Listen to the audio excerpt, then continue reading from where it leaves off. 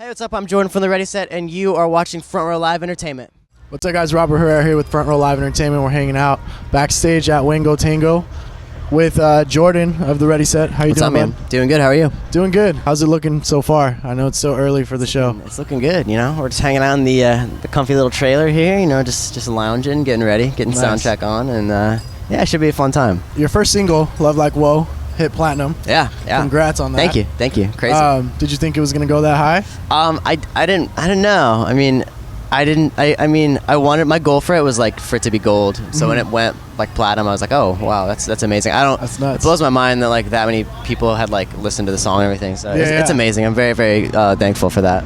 Cool. And you just recently released your second single, Young Yeah. Forever. Did you have or did you feel pressured releasing that just because of how high your first one went? A little bit. I think I would have felt more pressure if Love Like It would have been like a top like 5 song, or if it was like the #1 song. Then I would have been like, okay, I'm stressed out. But you know, I feel like it left where it peaked on like the radio stuff. It kind of left room to grow. So I was kind of just more excited, and I'm excited to have like Young Forever be like a very very different vibe than Love Like Whoa. I want to make sure it's like always switching it up and keeping it interesting, and not like putting out the same song twice to try to like get another like big single. Definitely. So. You were in a punk band before. I was in a few actually. Yeah. That's crazy. How did you transition from punk to the pop now? I kind of grew up listening to that kind of stuff. Like I got into music when I was like 11, and from the age of like 11 to like 17, I was basically just like listening to that stuff, just like, you know, skateboarding and doing all that. And I don't know, I just started to get more into like indie stuff, and I was in like a hardcore band, I was in like a ska band, I was in like all kinds of that stuff. So, but I don't know, I was always drawn into the most like melodic elements of that, like the catchy parts of it. So Yeah. I don't know, it was just like when I started writing songs, what I had was like a keyboard and a computer. So I was like, you know, this is fun. Like I've always liked, I loved electronic music my whole life. I like never really thought I would end up doing it. So I started messing around with it, and I was like, this is awesome. It's really fun. So yeah. I remember talking to you back in it was the Never Shout Never Boys That Girls tour. Yeah. You had mentioned you were just doing stuff in your basement. Yeah. That was how everything started. I still do like all my demo stuff. I actually like travel now with like this big case that has like a little tiny studio and stuff. So yeah, we have that. But pretty much now I do most of my stuff actually out here in LA. I just come out to studios and work with a bunch of awesome producers and stuff. And it's basically just it's kind of like a step up from the basement a little bit. It's like a bigger basement with better sound.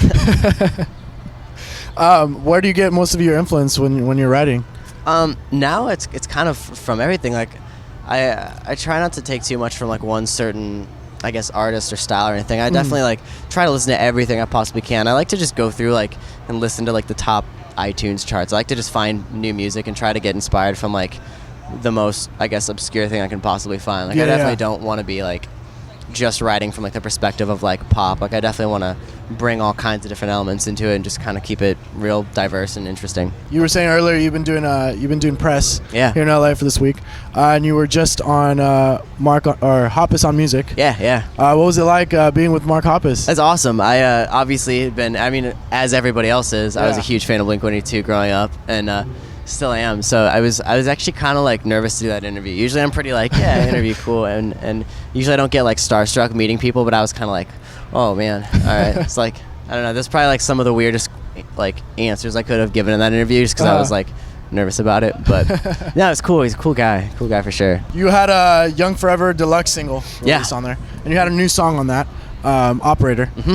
Could you let us know about that song, what that song is about? It's pretty much just about crazy girls, you know, that whole thing. But yeah, it's a pretty fun little song. That was one of the songs I'm probably the most excited about to have and start playing really soon. And it's gotten like a cool reaction, and I'm excited it got to come out with Young Forever. So we'll definitely start playing that on Warped Tour and seeing how that goes. So that should be fun. Any release for that? Are you guys gonna release it out like on your pages yet, or? Yeah, I'm not sure when the next release will be. We're looking at like early to midsummer for the next like album or whatever we're gonna do. So we'll see. But so you've just been writing nonstop? Oh yeah, I've been writing constantly. I've been pretty much just writing every single day. We've gotten probably like 30 new songs like in the running for like the new album or the new EP or whatever we're gonna do. So a lot of options right now. That's gonna be a lot harder to pick.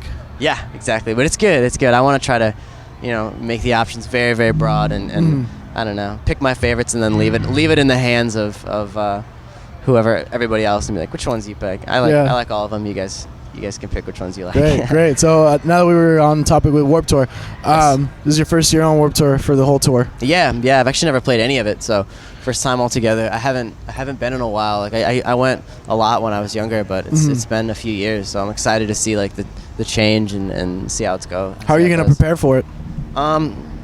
Just trying to run a lot, trying to like get in really good shape, because from what I gather, it's like the most brutal tour in the world to do. All my friends have done it and they all love it, but they're like, yeah, it's impossible. Intense. So it should be good. I'll have like a safe haven. We'll have a nice little bus to hang out in and, Nice. and be comfortable, air conditioning. And what can we expect this year on Warped Tour with you? We're gonna try to make it the best show we've ever put on. I want to make sure that it's just like 30 minutes nonstop. I don't want any like break in the music. I want it to be basically one long 30-minute just party. Like we're trying to keep it real energetic.